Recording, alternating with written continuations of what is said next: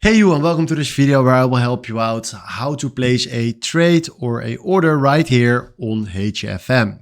Right now we are here in the MetaTrader 5 web trader on HFM, and we will create ourselves a position or place a trade right here on the chart. So what we're going to do right here is we click here on new order. And then right now we can select right here the volume that we want to buy. If you want to buy something different, you can go right here to search symbol and search for what you want to buy.